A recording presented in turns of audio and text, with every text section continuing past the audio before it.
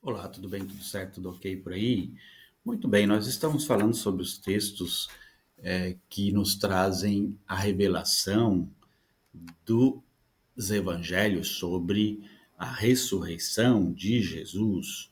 Nós temos aí grandes dificuldades de interpretação dos textos e também de falta de homogeneidade nos textos bíblicos. As mulheres foram até o sepulcro de Jesus, entre elas Maria Madalena, isso os quatro evangelistas dão absoluta certeza de que ela esteve lá, porém, Mateus capítulo 28, versículo 1 diz que Maria Madalena foi com uma outra Maria, mas não identifica essa outra Maria.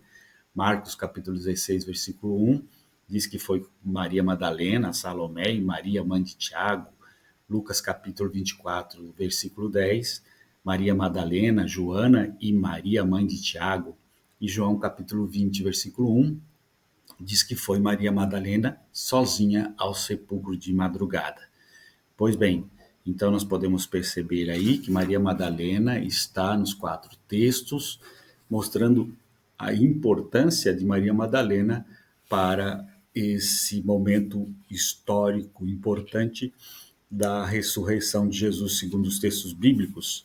Porém, temos uma questão a discutir, que seria Maria Madalena indo ao sepulcro para ungir o corpo de Jesus, entendendo que apenas parentes que poderiam fazer esse tipo de unção, e Maria Madalena, que se saiba, ela não era nem mãe de Jesus e nem a irmã de Jesus.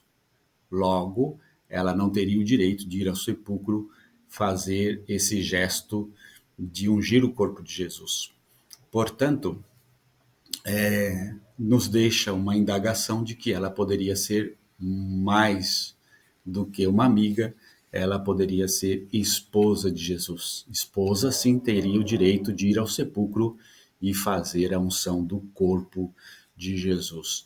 Também temos uma dificuldade aí na unção, porque os evangelhos dizem que o corpo de Jesus foi ungido antes do sepultamento e Mateus diz que Maria Madalena foi ungir o corpo de Jesus depois do sepultamento. Bom, não faz muito sentido alguém já estar enterrado no sepulcro e outra pessoa ir lá fazer esse tipo de ritual. Fica meio sem sentido, né? Maria Madalena ir com as outras mulheres fazer a unção do corpo de Jesus depois de ele estar enterrado. Mas é o que o texto diz. Nós podemos ver também que houve um terremoto e esse terremoto aconteceu no dia em que Jesus morreu na cruz e também aconteceu, segundo Mateus, no dia em que Jesus ressuscitou, quando o anjo apareceu aos guardas e às mulheres que estavam ali, e elas ficaram com medo. Os guardas desmaiaram e as mulheres só ficaram com medo, segundo Mateus. Porém, os outros evangelhos, João, Marcos e Lucas, não narram a aparição de um anjo vindo do céu, apenas narram um varão, um jovem, uma pessoa ou duas pessoas que estavam dentro do sepulcro. Mateus diz que o anjo estava fora do sepulcro e os outros evangelistas dizem que essa pessoa ou esse jovem ou esse varão estavam dentro do sepulcro. Mateus diz que era um anjo só e os outros dizem que era dois anjos. Então aqui nós temos uma dificuldade importante, porque era um momento importante, né? Eu acho que isso deveria ter mais homogeneidade na ideia dos apóstolos, do escritor sagrado, né, quem escreveu. Então nós sabemos que o relato de Marcos e Lucas, eles contrariam o evangelho de Mateus, porque as mulheres tiveram um diálogo com o anjo dentro do sepulcro, e Mateus diz que o diálogo foi fora do sepulcro. Os guardas desmaiaram e as mulheres apenas ficaram com medo. Os guardas deveriam ser homens preparados para situações de crise, Eles é que desmaiaram e as mulheres é que ficaram só com medo e ouviram um anjo dizendo: o que vocês estão procurando aqui? Ele não está aqui, etc, etc, etc. E assim por diante, nós vamos chegando à ideia de que Jesus, depois que ressuscitou, ele pode ter aparecido primeiro em Jerusalém para os apóstolos ou na Galileia para os apóstolos. Então, segundo Mateus, nos diz que Jesus apareceu primeiro para os apóstolos na Galileia. E os outros evangelhos dizem que foi em Jerusalém, no primeiro momento que Jesus apareceu para alguém. Lucas e João registram que foi em Jerusalém que Jesus apareceu para os apóstolos. E nós temos uma outra dificuldade, é que o Evangelho de Marcos termina no capítulo 16, versículo 8, dizendo que as mulheres não contaram a ninguém, e os outros evangelhos disseram que contaram. Bom, mas você vai ver que o capítulo 16, versículo 8 do Evangelho de Marcos continua no versículo 9 até o 20. Bom, o versículo 9 até o 20 é uma interpolação, isso já é provado pela ciência. Até o século IV, esse texto não estava no Evangelho de Marcos. E depois do século IV, ele começou a aparecer. Logo, indica que esse texto foi uma interpolação, ele foi escrito por algum escriba, né, que quis argumentar que as mulheres não ficaram caladas, mas que elas falaram sobre o corpo ressuscitado de Jesus.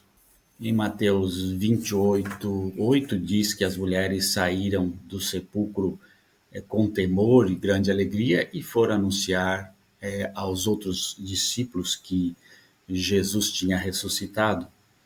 Marcos relatou que as mulheres saíram do sepulcro e ficaram caladas. Então, há aqui uma contradição. Mateus 28, versículo 9, nos diz: E indo elas, eis que Jesus lhe sai ao encontro, dizendo: Eu vos saúdo. E elas, chegando, abraçaram seus pés e adoraram. Portanto, o Evangelho diz que elas estavam com temor e medo, e logo em seguida diz que elas tocaram em Jesus. No Evangelho de João, nós temos aí o relato em que João obscurece de forma particularizada esse momento especial com apenas a Maria Madalena, quando Jesus aparece para a primeira pessoa e é uma mulher, e é Maria Madalena, provavelmente sua esposa, e diz o próprio texto bíblico em João capítulo 20, versículo 14, que Maria Madalena não reconheceu Jesus, e tendo dito isso, voltou-se para trás e viu Jesus em pé, mas não sabia que era Jesus. Por que Jesus apareceu primeiro para as mulheres e não para os 11 discípulos? Por que os anjos apareceram para as mulheres e não para os discípulos? Mateus capítulo 28, versículo 10. Então Jesus disse-lhe: Não temais, ide dizer aos meus irmãos que vão a Galileia e lá me verão. No Evangelho de Mateus, Jesus se apresenta aos discípulos na Galileia, Mateus capítulo 28, versículos 16 e 17.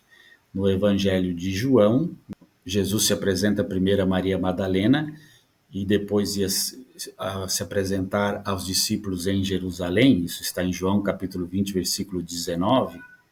E Lucas também diz que Jesus apareceu para eles em Jerusalém e não na Galileia. Isso está em Lucas capítulo 24, versículo 33 e 36. Então, Jesus apareceu primeiro na Galileia ou primeiro em Jerusalém? Existe aqui uma dificuldade. Qual foi o evangelista que foi inspirado de forma correta, que teve a informação correta, entendendo que a Bíblia é inerrável, porque é inspirada por Deus? Por que há essas contradições humanas nos textos bíblicos? Mas os textos bíblicos foram escritos por humanos, mas foram inspirados por Deus, segundo aqueles que creem na Bíblia. Logo, não poderia existir esse tipo de erro. E por que existem esses tipos de erro? Nós vimos em Mateus 28, versículo 11, que os guardas foram aos príncipes e sacerdotes falar sobre o que aconteceu. E o que eles foram falar? Sobre o terremoto, sobre os anjos, sobre Jesus ressuscitado. Em nenhum momento, nenhum evangelho fala que Jesus teve qualquer contato com os guardas. Mateus capítulo 28, versículo 12. E congregados eles com os anciãos e tomando conselho entre si, deram muito dinheiro aos soldados, ordenando que se ficassem calados. Bom, essa ideia de Mateus de que Jesus tinha ressuscitado e os guardas comentaram isso com os anciãos e que eles foram então subornados a ficarem calados, é uma outra invenção de Mateus, né? Mateus inventa muita coisa sobre essa questão.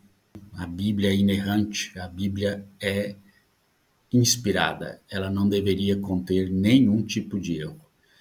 Então, os apologetas, aqueles que acreditam na Bíblia, vão dizer assim: ah, mas foi escrito por seres humanos, então contém erros. Não.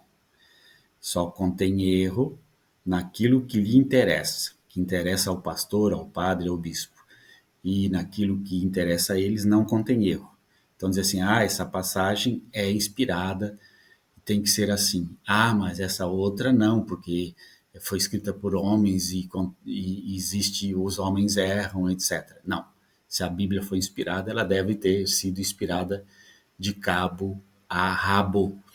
E, na verdade, não foi inspirada porque você lendo, se você for ler o versículo 1 e 2 de Lucas, você vai perceber que o próprio Lucas diz que a palavra dele não foi inspirada, mas que ele escreveu por conveniência. Vá lá no texto bíblico e leia. Tendo, pois, muitos empreendido por ordem a narração dos fatos entre nós e cumpriram, segundo nos transmitiram os mesmos que os presenciaram desde o princípio e foram ministros da palavra, pareceu-me também a mim conveniente escrevê-la a ti, excelente Timóteo. Então, Lucas deixa bem claro que foi por conveniência que ele escreveu o texto bíblico e não por inspiração. E ele também deixa claro que não é o Lucas que esteve com Jesus, porque ele diz que ouviu de outras pessoas e por isso escreveu o que ouviu. Logo, não é testemunha ocular da época de Jesus que estava aí escrevendo este livro. A Bíblia está repleta de contradições, meu amigo. Um abraço, tchau, tchau.